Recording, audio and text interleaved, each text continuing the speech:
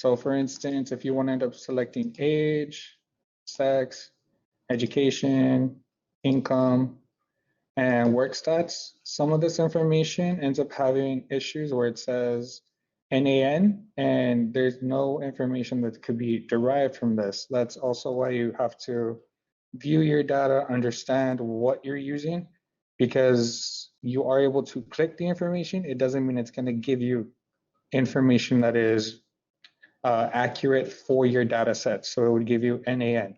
So that would be one that you might want to end up reverting back and turning it back towards your descriptive statistics options you can choose instead of the variables you're using.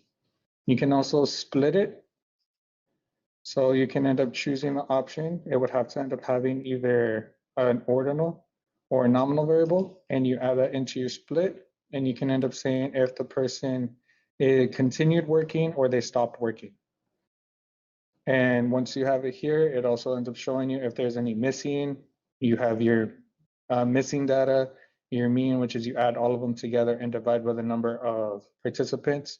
So you would end up having your mean score, which would end up being 447 with your mean population of 1,500 divided by the amount of people that answered it correctly, because some of them could choose not to answer. And aside from that, you also have your median, which is you then have all your information in order.